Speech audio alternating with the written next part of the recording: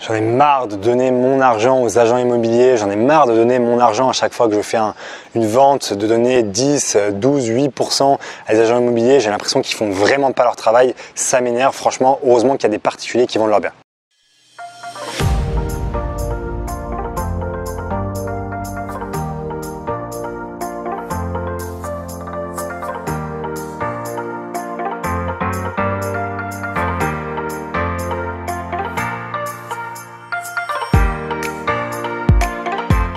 Salut à toi futur investisseur libre, bienvenue dans cette nouvelle vidéo.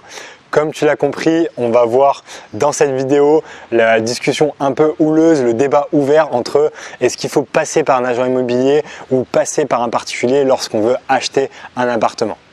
Donc déjà, si ce n'est pas déjà fait, je t'invite à t'abonner à ma chaîne YouTube. Tu trouveras un bouton s'abonner juste ci-dessous. En plus de ça, donc tu retrouveras dans la description, comme d'habitude, tous les liens pour me retrouver.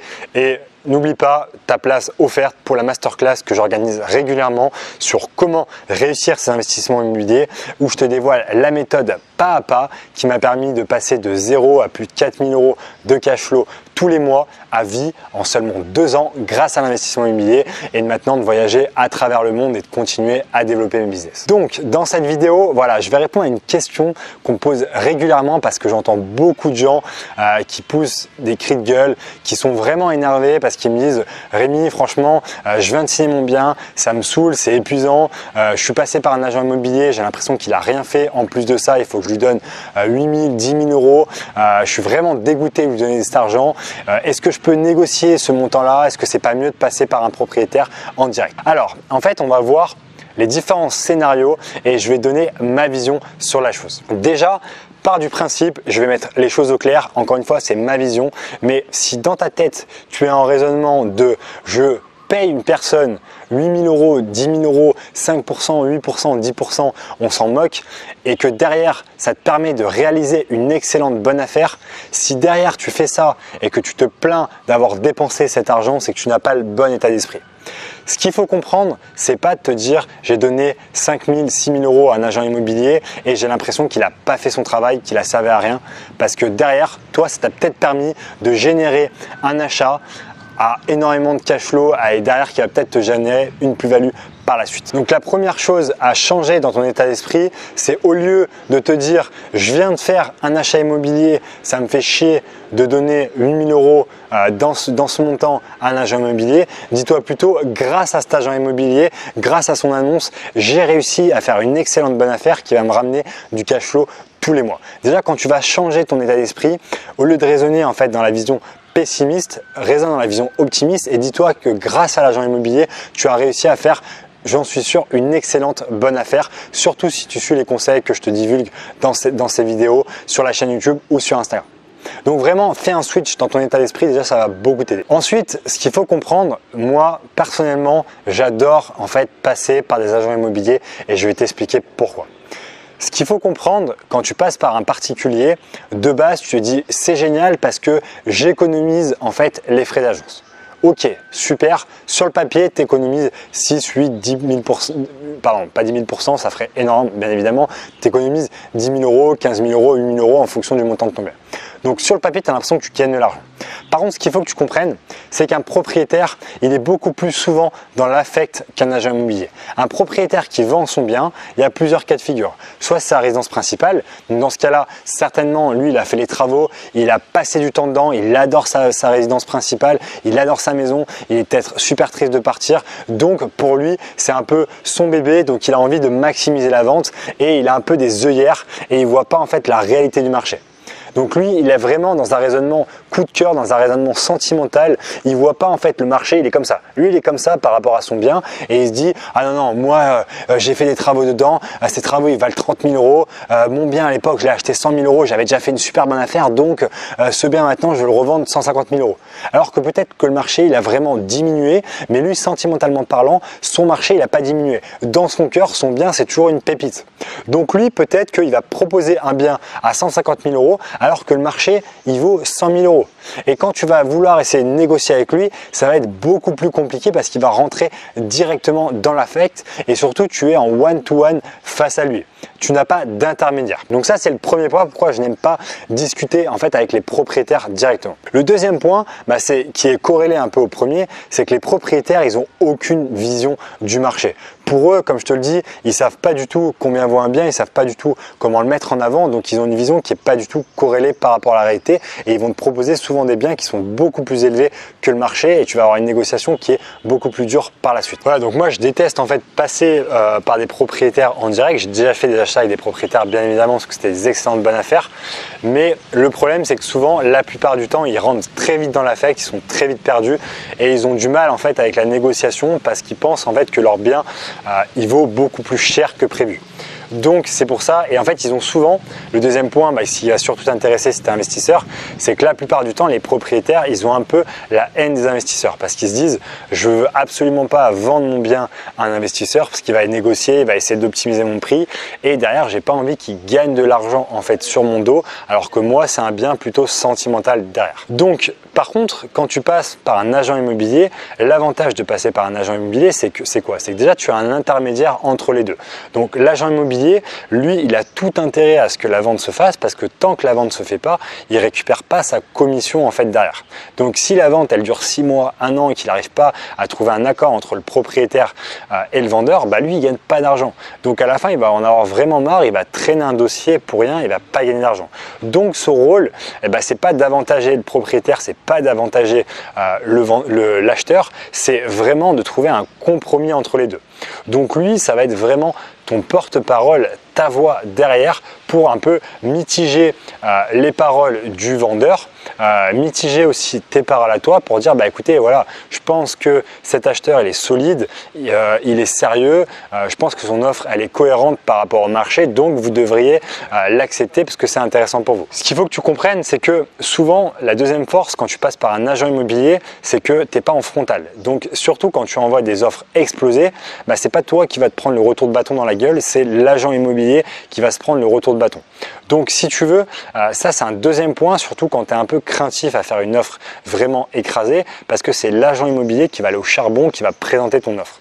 Donc l'objectif c'est en fait de justifier au maximum ton offre à l'agent immobilier, que lui soit convaincu le plus possible pour qu'il se dise waouh, en fait je comprends pourquoi il fait cette offre là, il fait cette offre là parce que le quartier n'est pas top, parce qu'il y a beaucoup de travaux, parce que ça a changé, parce que voilà le bien il n'est pas loué depuis 1 an, donc moi en fait j'ai plein de clés pour aller défendre son offre auprès du propriétaire et essayer de faire que le propriétaire et l'acheteur se mettent d'accord le plus rapidement possible sur le montant qu'on a discuté. Donc c'est pour ça que j'adore en fait passer aussi par des agents immobiliers parce que d'un côté tu te dédouanes, tu n'es pas en frontal directement avec le propriétaire et donc l'agent immobilier en fait il va peser le pour et le contre pour essayer de trouver un compromis entre toi et le propriétaire. Alors après, bien évidemment, il y a une question qu'on me dit souvent, c'est oui mais Rémi, le problème quand tu passes par un agent immobilier, c'est que si l'agent immobilier ne veut pas présenter ton offre, tu le sauras jamais. Je suis d'accord avec toi, c'est un cas qui peut arriver, qui m'est déjà arrivé.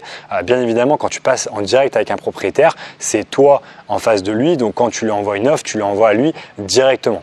Par contre, quand tu es avec un agent immobilier, il y a des agents immobiliers qui n'osent pas en fait présenter les offres parce qu'ils les jugent vraiment déconnantes. Ça m'est arrivé vraiment une fois, mais sache que dans la majorité des cas, l'agent immobilier la présente. S'il ne souhaite pas la présenter, il faut que tu essayes d'argumenter au maximum pour comprendre quels sont ces blocages.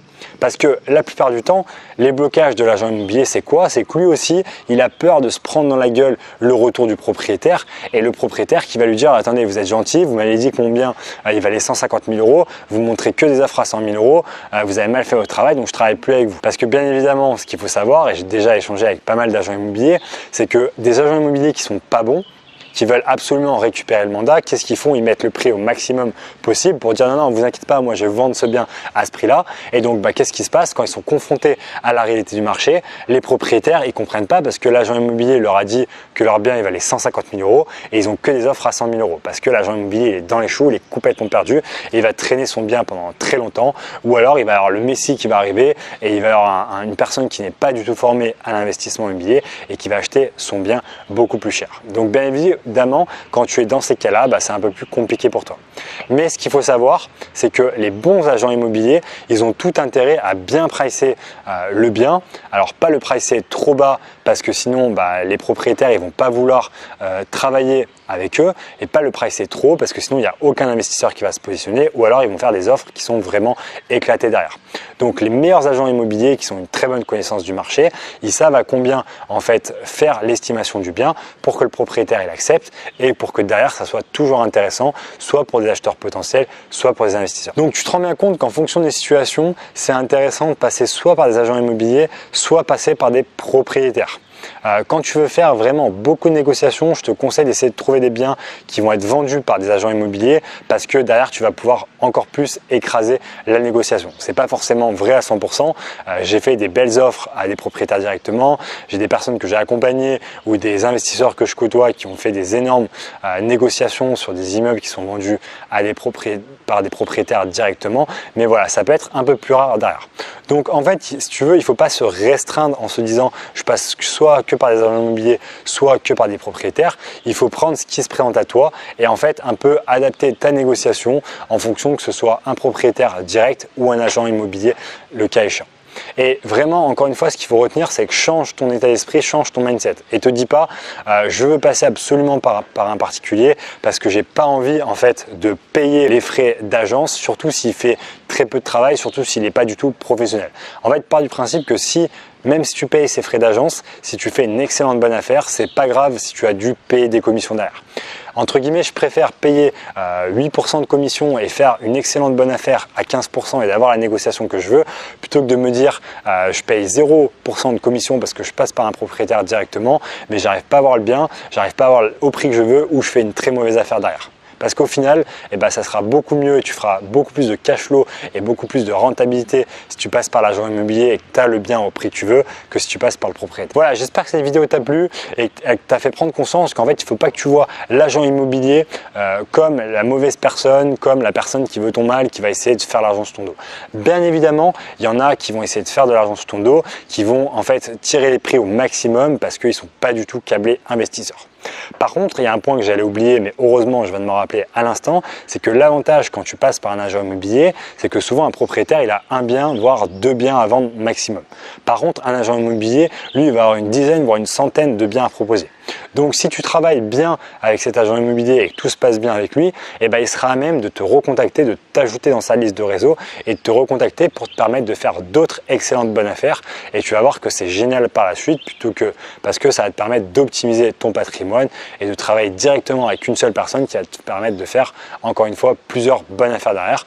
Bien évidemment, même si elle prend sa commission. Donc, c'est pas grave si quelqu'un prend sa commission, te dis pas qu'elle prend sa commission sur ton dos, dis-toi que entre guillemets elle t'amène une bonne affaire, elle bien évidemment elle prend sa marge dessus et part du principe que tu aurais fait exactement la même chose quand tu apportes une excellente opportunité à quelqu'un, tu es toujours content de prendre ta com derrière, ce qui est tout à fait logique. Donc enlève-toi cet état d'esprit là et raisonne vraiment de façon globale en te disant est-ce que j'ai fait une excellente bonne affaire ou pas. J'espère que cette vidéo t'a plu.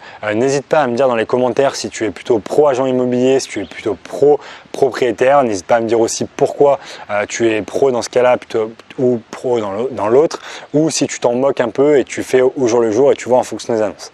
En tout cas, si cette vidéo t'a plu, je t'invite à mettre un petit commentaire, à mettre un petit pouce bleu, ça me motivera à continuer à te faire ce genre de vidéos pour que tu réussisses tes investissements immobiliers de façon super. On te dit à bientôt sur une nouvelle vidéo sur la chaîne Immo Libre, devenir libre et financièrement indépendant grâce à l'investissement immobilier.